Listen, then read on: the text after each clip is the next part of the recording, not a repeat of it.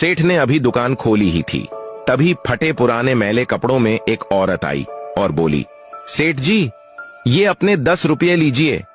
सेठ उस गरीब सी औरत को प्रश्नमयी नजरों से देखने लगा। सेठ ने पूछा कि मैंने तुम्हें कब 10 रुपये दिए? औरत बोली, कल शाम को मैं सामान लेने आई थी, तब आपको 100 रुपये दिए थे और 70 रुपये का सामान खरीदा था। तब आपने 30 रुपये की जगह मुझे 40 रुपये वापस दे दिए थे, लेकिन मैंने बिना गिने रख लिए थे। सेठ ने 10 रुपये को माथे से लगाया, फिर गल्ले में डालते हुए बोला, एक बात बताओ बहन जी, कल आपने 5 रुपये कम करवाने के लिए कितनी बहस की थी और अब ये 10 रुपये लौटाने भी चली आई। तभी औरत बोली, पैसे कम करवाना मेरा हक है और मेरे लिए 5 रुपये बहुत बड़ी रकम है। मैं कभी कभी 10 रुपये बचाने के लिए यहाँ पैदल चली आती हूँ, मगर एक बार मोल भाव होने के बाद उस चीज के कम पैसे देना बहुत बड़ा पाप है। सेठ बोला, लेकिन आपने कम पैसे कहाँ दिए? आपने तो पूरे पैसे दिए थे। ये 10 रुपये तो मेरी गलती से आपके पास चले गए, रख लेती तो मुझे कोई फर्क नहीं पड़ता। औरत बोली, आपको कोई फर्क नहीं पड़ता, मगर मेरे मन पर हमेशा ये बोझ रहता कि मैंने जानते हुए भी आपके पैसे खाए, इसलिए मैं रात को ही आपके पैसे लौटाने आई थी। सेठ ने पूछा, आप कहाँ रहती हो? वह बोली, सेक्टर 8 में रहती हूँ। यह सुनते ही सेठ का मुंह खुला रह गया। सेठ बोला, आप 4 किलोमीटर दूर से ये 10 रुपये देने दूसरी बार आई हो और आप इतनी दूर से पैदल चल के आई हो?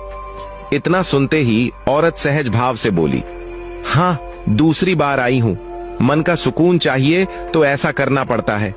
मेरे पति इस दुनिया में नहीं है, वह हमें 10 साल पहले ही छोड़कर इस दुनिया से चले गए, मगर उन्होंने मुझे एक ही बात सिखाई है कि दूसरे के हक का एक पैसा भी मत खाओ, क्योंकि इंसान चुप रह सकता है मगर ऊपर वाला कभी भी हिसाब मांग सकता है। इतना कहकर वह औरत चली गई।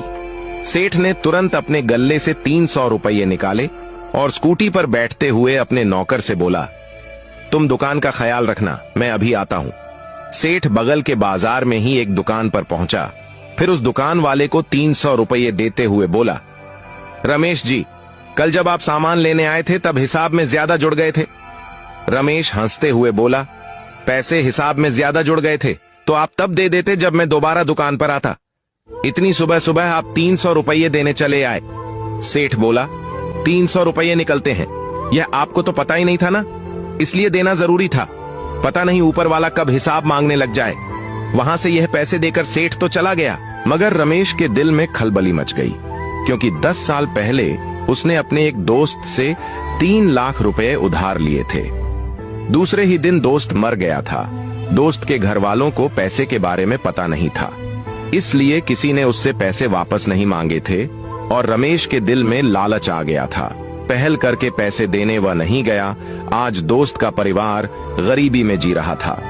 दोस्त की पत्नी लोगों के घरों में झाड़ू पोंछा करके बच्चों को पाल रही थी, फिर भी रमेश उनके पैसे हजम किए बैठा था। सेठ का यह कहना कि पता नहीं ऊपर वाला कब हिसाब मांगने बैठ जाए। यही सोचकर रमेश ने बैंक से 13 लाख रुपए निकाले और पैसे लेकर दोस्त के घर पहुंच गया। दोस्त की पत्नी घर पर ही थी, वह अपने बच्चों के पास बैठी बतिया रही थी। रमेश जाकर उसके पैरों में गिर गया और बोला, भाभी जी, माफ कर दो, पैसे लौटाने में बहुत देरी हो गई। मैं शुरू में पैसे लौटाने की स्थिति में नहीं था, आज मैं समर्थ हूं इसलिए पैसे लाया हूं। तभी उसके दोस्त की पत्नी अचंभित होते हुए बोली, कौन से पैसे? लगता है आप गलत जगह आ गए हैं। हमारे पास तो खाने के पैसे नहीं हैं और आप इतना सारा पैसा हमें क्यों दे रहे हैं? तभी रमेश जी ने बोला, आपके पति ने 10 साल पहले कुछ जमीन बेची थी, याद है ना आपको? उन्होंने वह पैसे उधार मुझे दिए थे और दूसरे दिन ही उनकी मृत्यु हो गई थी, लेकिन अब वहीं 3 लाख रुपए ब्याज समेत 13 लाख रुपए हो गए हैं। लीजिए, अपनी अमानत संभालिए। तभी उसके दोस्त की पत्नी बोली, ये पैसे पहले आपने क्यों नहीं लौटाए?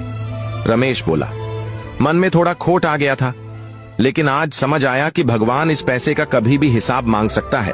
वह औरत 1-1 रुपये के लिए संघर्ष कर रही, उस बेचारी औरत के लिए 13 लाख रुपए बहुत बड़ी रकम थी। पैसे देखकर उसकी आंखों में आंसू आ गए। वह रमेश को दुआएं देने लगी कि उसने ईमानदारी दिखाते हुए पैसे लौटा दिए। और यह वही औरत थी जो सेठ को 10 रुपए लौटाने 2 बार 4 किलोमीटर पैदल गई थी। वीडियो आपको कैसी लगी कमेंट में जरूर बताएं।